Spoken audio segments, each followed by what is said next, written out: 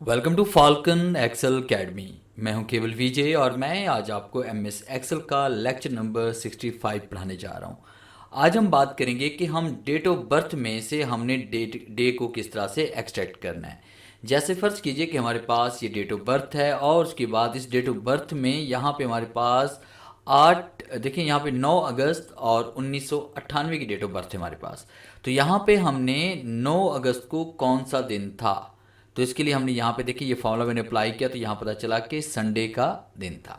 अगर हम मालूम करना चाहते हैं वाकई संडे था तो इसके लिए हम क्या करेंगे कि यहाँ पे डेट एंड टाइम पे हम क्लिक करेंगे नीचे और उसके बाद फिर आपने यहाँ पे क्लिक करना है, आपके पास ईयर्स आ जाएंगे। यहाँ पे हमने अब पैरों की तरफ क्लिक करेंगे और जैसे हम क्लिक करते हुए जा रहे हैं तो आप देखिए यहाँ पे 1998 हमारे पास आ चुका है। तो 1998 में हम यहाँ पे क्लिक करते हैं अगस्त में, तो अगस्त पे जैसे हमने क्लिक किया हमारे पास यहाँ पे अगस्त का कैलेंडर ओपन हो चुका है।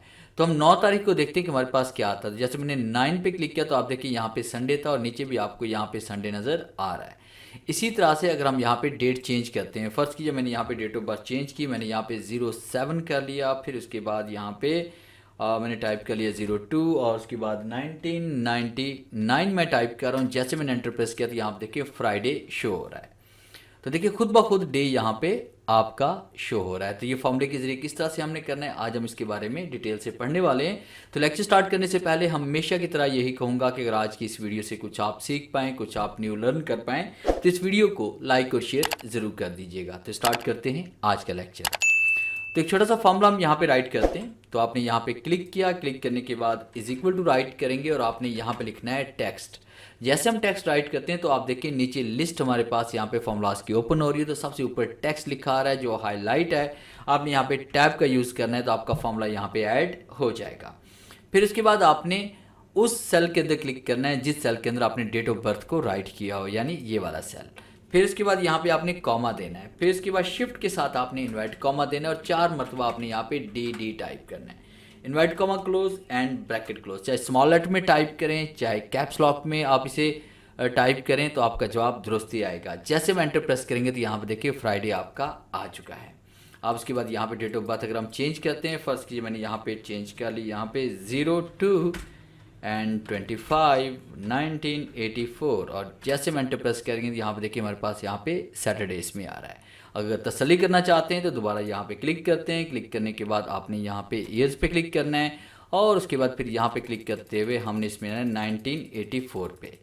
तो देखिए 1984 पे जैसे हम आएंगे और उसके बाद हम देखना चाहते हैं कि फेब में कौन सा दिन था, तो यहाँ पे हम फेब पे क्लिक करते हैं। फेब पे क्लिक करने के बाद 25 पे हम यहाँ पे क्लिक करते हैं तो आप देखिए यहाँ पे सैटरडे इसमें आ रहा है। तो यहाँ ऊपर भी आपको सैटरडे नज़र आ रहा है। तो इस तरह से आप फॉर्मूला ऐड करके आप डेट ऑफ बर्थ में से डेट को, अपने डे को एक्सट्रैक्ट कर सकते हैं। और इसके अलावा भी आप यहाँ पे फॉर्मूले में थोड़ी चेंजिंग लाना चाहते हैं तो डबल क्लिक करें। अगर आप यहाँ पे कंप्लीट सैटरडे नहीं लिखना चाहते तो आपने सिर्फ 4 की बजाय 3 मरतबा आप डी टाइप करेंगे तो यहाँ पे सिर्फ SAT लिखा आएगा।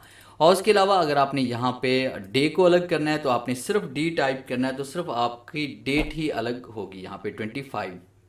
और उसके बाद अगर आप यहाँ पे वाई लिखेंगे तो सिर्फ आपका ईयर्स ही यहाँ पे अलग होगा। अगर आप यहाँ पे टाइप करते हैं फ़र्ज़ कीजिए एम तो आपके पास सिर्फ एम ही यहाँ पे यानी मंथ ही यहाँ पे अलग से शो होगा।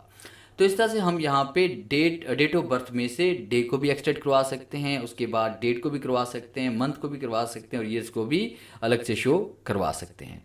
तो ये था मेरा आज का लेक्चर जिसे मैंने आपको पढ़ाया कि आप किस तरह से डेट ऑफ बर्थ में से आप डे को एक्सट्रैक्ट करवा सकते हैं। उम्मीद है आज के इस लेक्चर में ज़रूर कुछ नया सीखने को मिला होगा। वीडियो अच्छी लगी है तो इसे लाइक कीजिए और अपने दोस्तों के साथ शेयर कीजिए।